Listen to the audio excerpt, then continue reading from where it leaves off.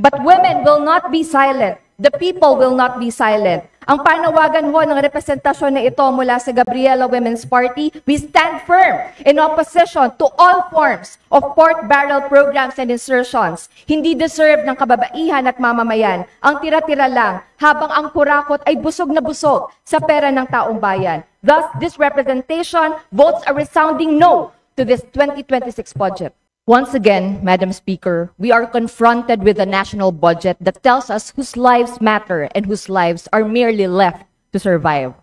The proposed 6.79 trillion national budget for 2026 is being hailed as a budget for recovery.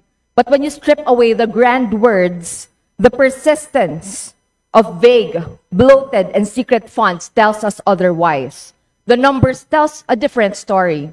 At least 695 billion remains to be allocated to numerous pork-driven programs based on our computation in the Makabayan block. One is the 243.2 billion in unprogrammed appropriations, lump sum funds with no clear details, no clear beneficiaries, and no clear accountability. 10.9 billion pesos for confidential and intelligence funds, 32.6 billion for farm-to-market roads.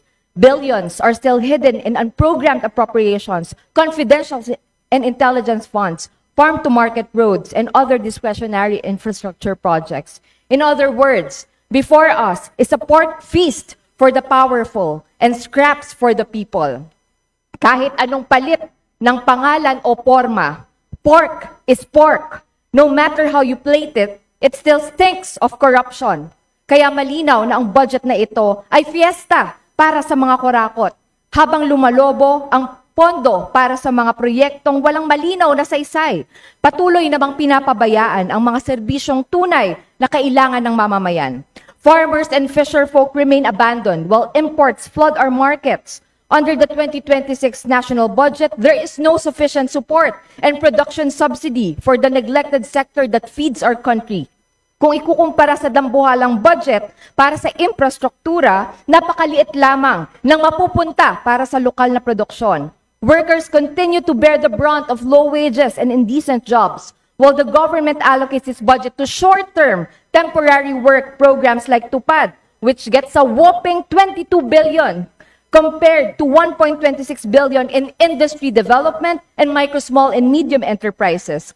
Public healthcare in our country remains unaffordable sa halip na maglaan ng sapat na budget para sa pagpapatayo ng mga dagdag na ospital at pagsisiguro na hindi na kailangan pumila ng mga pasyente at mamamayan sa napakahaba para lang makakuha ng guarantee letters mula sa 49.2 billion na medical assistance for indigent and financially incapacitated patients.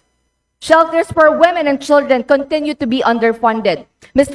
Madam Speaker, this pork-laden budget kills the people's call for genuine agrarian reform and national industrialization. We should be funding food security, not fund secrecy.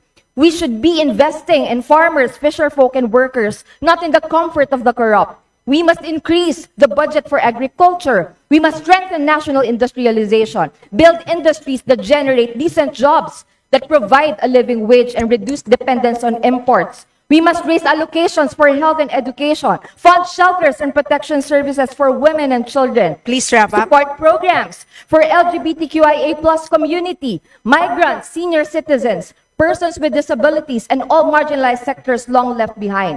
This is the kind of budget that builds a nation. Para taon-taon, pag nagpapasa tayo ng budget, tila nagsisilbi lang sa iilan. Dapat ito ay magsilbi sa taong bayan.